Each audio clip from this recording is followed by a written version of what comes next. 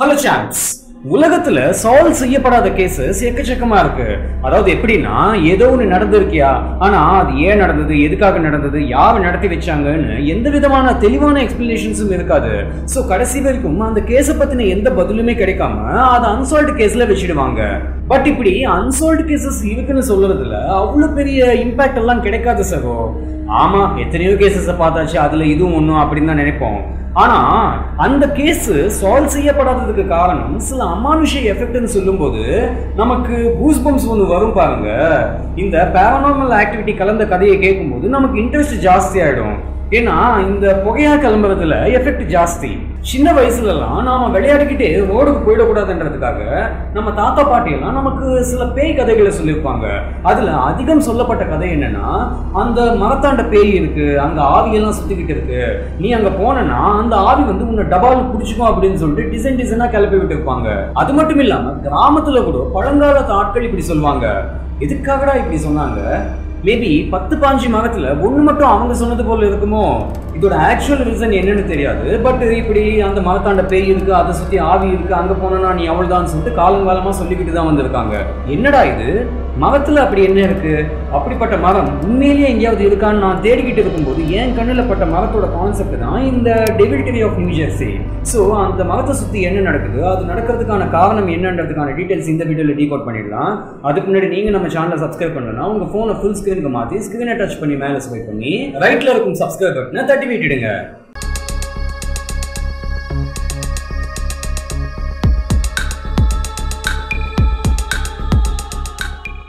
இந்த சம்பவம் நடந்த வருஷம் எதுன்னு பாத்தீங்கன்னா 1962 1962ல நியூ ஜெர்சில நடந்திருக்கு. இது வந்து வெளிநாட்டுல இருந்து இம்போர்ட் செய்யப்பட்ட பேய் தான். சோ கதை என்னன்னா, ஒரு ஆளு தன்னோட ஃபேமிலியோட, அதாவது அப்பா அம்மா 2 பசங்க, மொத்தம் 4 பேரு அவங்களோட அந்த ஹாலிடேஸ்ல டைம் ஸ்பெண்ட் பண்ணணும்ன்றதுக்காக காரை எடுத்துக்கிட்டு வெளியில போயிருக்காங்க. அவங்களது வந்து ரொம்பவே சின்ன அண்ட் ஹாப்பியான ஃபேமிலி. அவங்களோட அந்த ஹாலிடேஸ்க்கு டைம் ஸ்பெண்ட் பண்ணணும்ன்றதுக்காக வெளியில போயிருக்காங்க.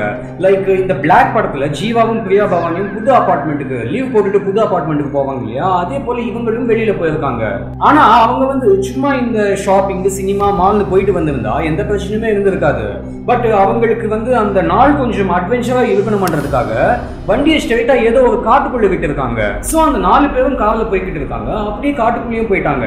அந்த காட்டுல இந்த பேர்ட்ஸ், நேச்சர் இதெல்லாம் ரசிச்சுக்கிட்டு அந்த கேம்ப் ஃபயர் எல்லாம் போட்டு அந்த நாளை நல்லா சந்தோஷமா தான் ஸ்பெண்ட் பண்ணாங்க. எல்லாமே நல்லபடியா தான் போய்கிட்டு இருந்தது. இப்போ சாயங்காலம் 8 மணி ஆயிடுச்சு. சரி, ஓகே, வீட்டுக்கு கிளம்பலாம்னு டிசைட் பண்ணாங்க. அங்கிருந்து கிளம்பும் போது ஏதாவது அமானுஷமான சம்பவம் நடந்ததான்னு கேட்டீங்கன்னா எதுவுமே நடக்கல. It was a normal day, சாதாரண நாளா தான் அது அவங்களுக்கு இருந்தது. அவங்களோட திங்ஸ் எல்லாம் பேக் பண்ணிட்டு கார்ல வச்சுக்கிட்டு அந்த காட்டை விட்டு வெளியில வந்துட்டாங்க. சோ காட்டுக்குள்ள எந்த அமானுஷ சம்பவமும் நடக்கல. கார்ல போய்கிட்டு இருக்கும்போது அன்னைக்கு நடந்த சம்பவங்களை பத்தி பேசிக்கிட்டு சிரிச்சுக்கிட்டு சந்தோஷமா தான் போய்கிட்டு இருந்தாங்க. எல்லாமே ஆஸ் யூஷுவலா தான் இருந்தது. இப்போதான் அந்த பேரநார்மல் ஆக்டிவிட்டி ஸ்டார்ட் ஆகுது. என்னன்னா, அந்த கார் சடன்லி டபார்னு ஒரு இடத்துல நிக்குது. இந்த பழைய படம் ஒண்ணு இருக்கு, ஜெய்சங்கர் ஜெயலலிதா நடிச்ச யார்னி படத்துல அந்த பங்களா கிட்ட வந்ததும் கார் ஆட்டோமேட்டிக்கா நின்று போயிடும். அதே போல இவங்களுக்கும் அந்த குறிப்பிட்ட பகுதிக்கு வந்த உடனே கார் ஆட்டோமேட்டிக்கா நின்று போகுது. பட் அங்க எந்த பங்களாவும் கிடையாது, பட் வேற ஒன்று இருந்தது. சோ அந்த ஆளு காரை எப்படியாவது ஸ்டார்ட் பண்ணணும்னு எப்படியோ ட்ரை பண்ணி பார்ப்பான். பட் ஒன்றும் வேலைக்கு ஆகல. யாராவது வராங்களான்னு செக் பண்ணி பார்த்தா ஆள் நடமாட்டமே இல்லை அந்த பகுதியில. என்னடா இது, ஒருத்தனையும் காணணும்னு டைமை பார்த்தா டைம் வந்து நைட்டு 12 மணி. நாம நினைக்கலாம் நைட்டு 12 மணி ஆயிடுச்சு, அதனாலதான் ஆள் நடமாட்டமே இல்லை அப்படின்னு.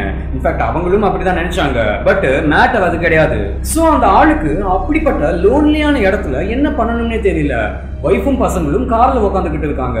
சரி, ஓகே, இன்ஜின்ல ஏதாவது ப்ராப்ளமான்னு செக் பண்ணி பார்க்கலாம்னு இன்ஜினை செக் பண்ணி பார்த்தா இன்ஜின் எல்லாமே பக்கவா இருந்தது. அப்போ ஏன் ஸ்டார்ட் ஆகல அது தெரியல.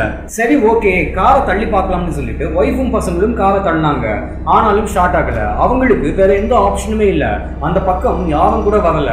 சோ அந்த நைட்டு அவங்க அந்த இடத்துல தான் ஸ்டே பண்ணி ஆகணும். ஆனா ஃபுல் நைட்டு காருக்குள்ளேயே படுத்துக்கிட்டு தூங்கினோம்னா அது அவ்வளவு கம்ஃபர்டபுளா இருக்காதுன்னு சொல்லிட்டு அவங்க கொண்டு வந்த அந்த டென்ட் பேக் எடுத்துக்கிட்டு 15-20 அடி டிஸ்டன்ஸ்ல இருக்கும் ஒரு மரத்தாண்ட டென்ட்டை கட்டிட்டாங்க. ஸோ அந்த நைட்டு ஃபுல்லா அவங்க அந்த இடத்துல தான் ஸ்பெண்ட் பண்ணணும்னு டிசைட் பண்ணிட்டாங்க.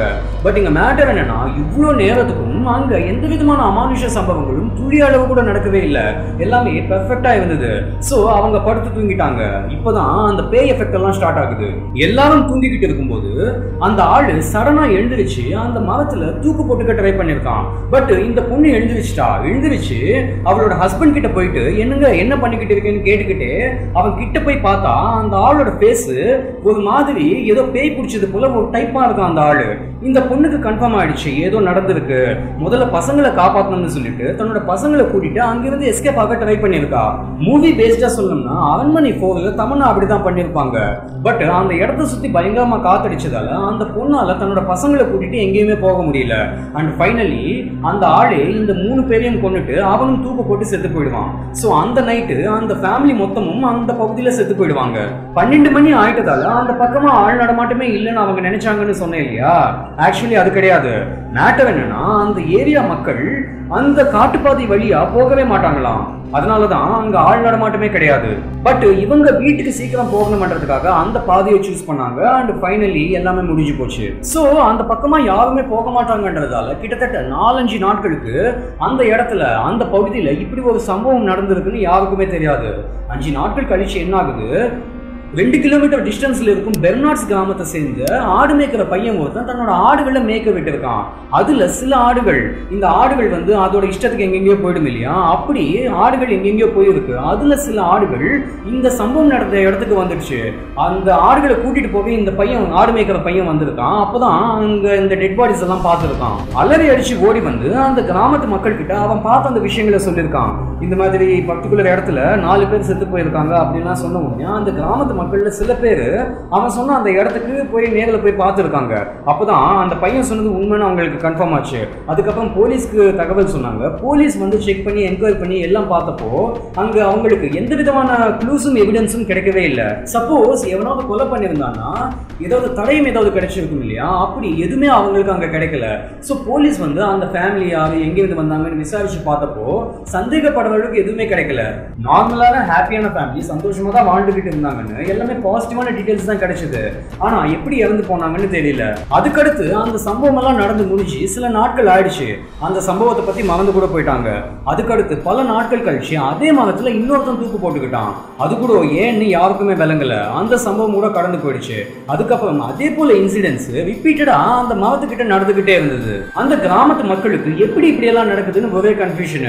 பேசிக்காவே அந்த இடம் வந்து ஸ்பூக்கியான பிளேஸ், அதாவது அமானுஷம் கலந்த இடம் மரம்னு புரிஞ்சுக்கிட்டாங்க.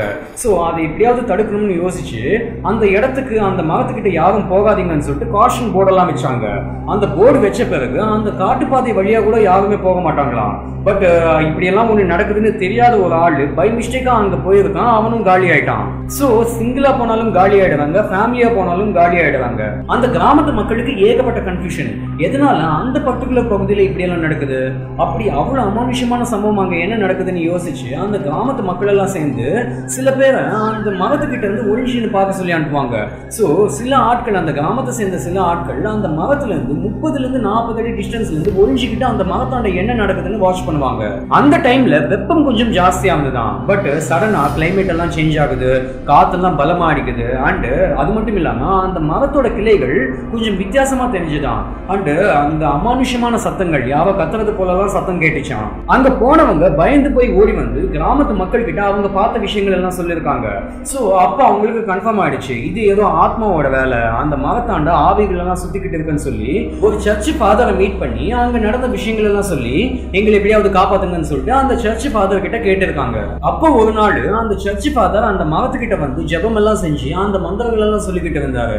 லைக் இந்த படத்துல எல்லாம் பார்த்துருப்போம் இல்லையா, அது போல இந்த கிராமத்து மக்கள் வந்து அங்க நடக்கும் எல்லா விஷயத்தையும் தூரத்துல இருந்து பார்த்துக்கிட்டு இருந்தாங்க. சடனா என்ன ஆகுது, ஏதோ ஒரு ஃபோர்ஸ் வந்து அந்த சர்ச் ஃபாதரை தூக்கி பின்னால போடுது. பார்த்துக்கிட்டு இருந்தவங்க எல்லாம் அப்படியே நடுங்கி போயிட்டாங்க. அந்த சர்ச் ஃபாதர் வந்து எல்லாருக்கிட்டையும் இமீடியட்டா இங்க இருந்து போயிடுங்க, யாருமே இங்க நிக்க வேணாம்னு சொல்லிட்டு அவரும் அங்கிருந்து கிளம்பிடுவாரு. அதுக்கடுத்து அந்த கிராமத்து மக்கள் அவங்க கிராமத்துக்கு போயிட்டு அந்த சர்ச் ஃபாதர் கிட்ட அங்க என்னதான் நடந்ததுன்னு கேட்பாங்க. இப்பதான் மேட்டர் வெளியில வந்தது. என்னன்னா ரொம்ப காலத்துக்கு முன்னாடி அந்த மரம் இருக்கும் இடத்துல வீடுகள் இருந்துதான்.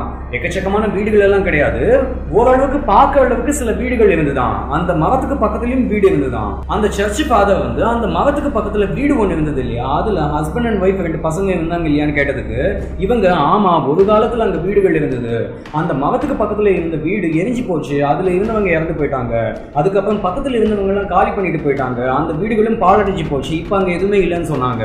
அதாவது அது ரீசெண்டா நடந்த சம்பவம் கிடையாது, எப்பவோ எந்த காலத்திலயும் நடந்திருக்கு. அது அவங்களோட முன்னோர்கள் கிட்ட இருந்து இவங்களுக்கு தெரிஞ்சிருக்கு. அப்போ அந்த சர்ச் ஃபாதர் வந்து அந்த வீடு எரிஞ்சு போச்சுன்றதும் அவங்க செத்து போனாங்கன்றதெல்லாம் உண்மைதான். ஆனா அவங்க நார்மலா சாகல.